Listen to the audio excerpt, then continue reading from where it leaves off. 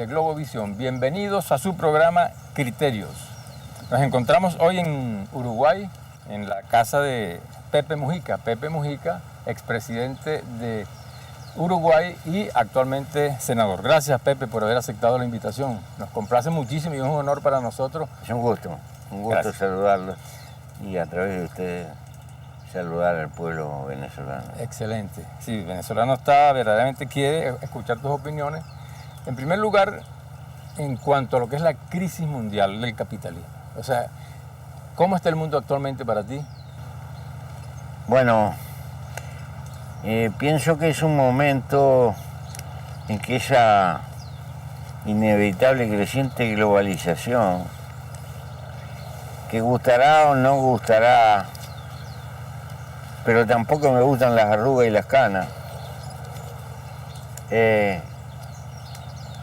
lo que quiere decir que es bastante inevitable, está impulsada por fuerzas productivas concentradas en un conjunto de transnacionales.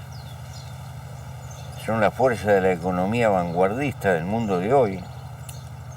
Tienden a querer conformar un mundo donde los países tienden a perder cuotas de soberanía por un conjunto de acuerdos de carácter internacional que les dan garantía al funcionamiento en distintos países.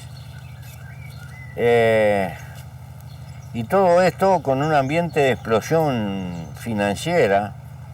Separemos el capital productivo del capital financiero. La explosión financiera es aterradora. ¿Crees que estamos en una burbuja, Pepe? Como las que recientemente tuvimos conflictos. Sí, pero que curiosamente la economía marcha, con contradicciones, pero marcha, pero mucho más marcha la acumulación de las grandes empresas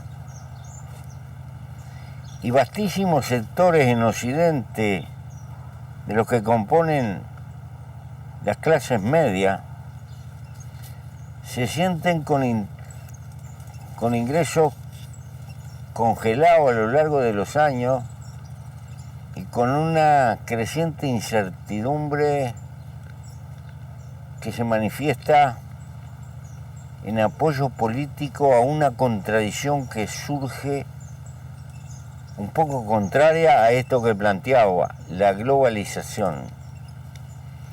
El canto en Francia, de Francia para los franceses, de la señora Le Pen, o que corrientes muy conservadoras se indignan por la inmigración porque termina atacando el precio del salario alemán, o Inglaterra que se separa, o los votantes de Trump.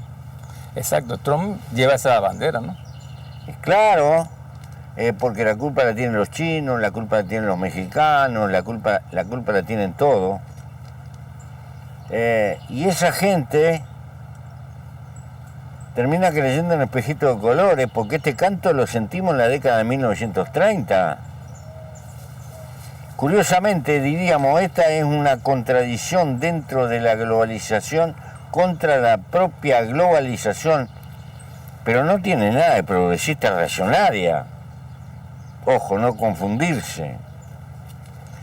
Entonces, el mundo está navegando con esa contradicción más otros conjuntos de contradicciones. Pero en nuestra América Latina, el cuadro todavía es más dramático. 32 personas tienen la misma riqueza que 300 millones de habitantes. O sea, la concentración de la riqueza en muy pocas manos. La fortuna de esas 32 personas crece a una tasa del 21% anual, mientras que el crecimiento promedio de la región es el 2% con suerte. Sin embargo, ¿qué quiere Pepe, decir? Que se está concentrando más y más. ¿Cómo ves la posibilidad de los cambios sociales en América Latina, pues? Es decir, nosotros nos estamos planteando el socialismo. ¿Es viable en este caso? No, yo nunca creí que el socialismo sea viable en un país. Esto lo discutí con todo. Porque el mundo está muy interconectado. Se pueden crear políticas a favor, pero el socialismo supone, en mi concepción, y que perdonen, tengo que ser sincero, no creo que se pueda en sociedades subdesarrolladas, sin un aumento considerable de la riqueza y de los bienes públicos, que significa desarrollo, y sobre todo con una masificación de la enseñanza terciaria. No creo que con el grado de sometimiento y dependencia que tiene la ciudadanía del mundo hoy, es posible construir una sociedad que pueda escapar al motor del egoísmo, así como así. Tengo que reconocer intelectualmente, esta es una vieja discusión de la época de...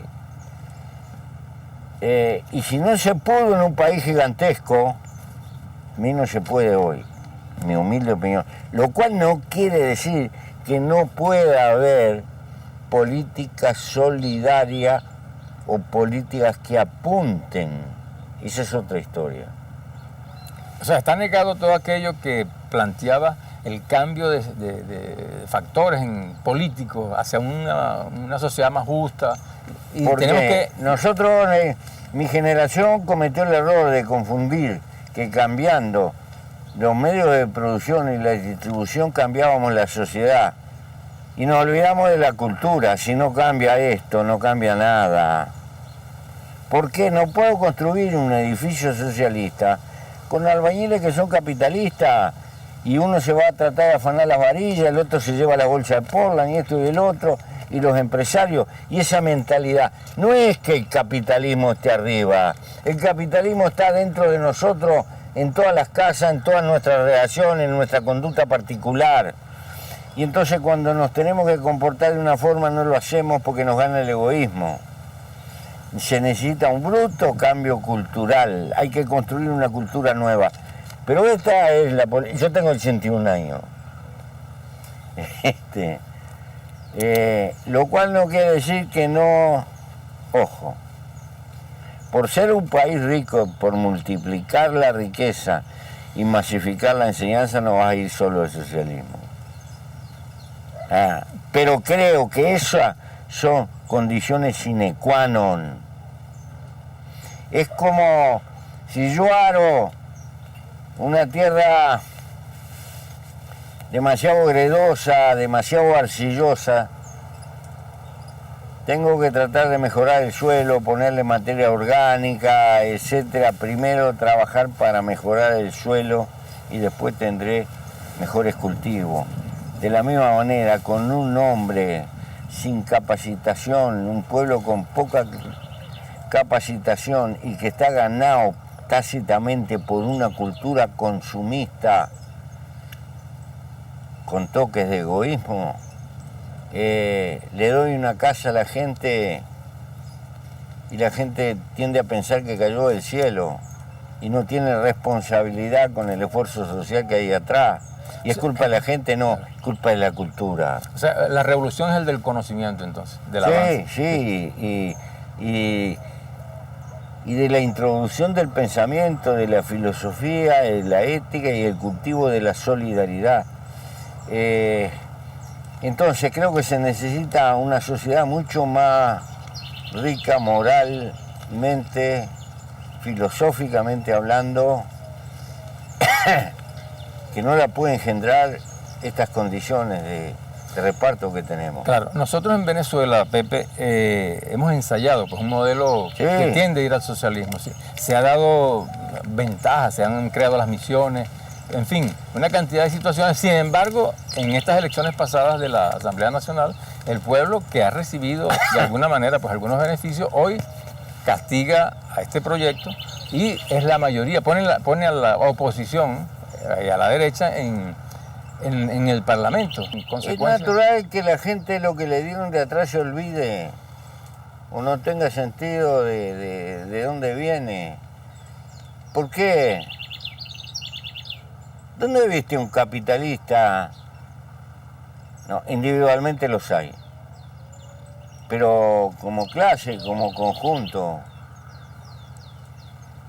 que le agradezca y le reconozca definitivamente a sus trabajadores cuando termina su vida todo lo que le aportaron para la marcha de su empresa y reparte una buena parte de su empresa con los trabajadores. Y no existe eso. ¿Por qué? ¿Por culpa del capitalista? No. Es por culpa, estamos formados con esa mentalidad en términos generales. En términos generales, siempre en todas las clases sociales existen excepciones. Y existen hombres fenomenales en todas las clases sociales, pero también de los otros. No te comas la pastilla. Vamos a ir a un corte y regresamos.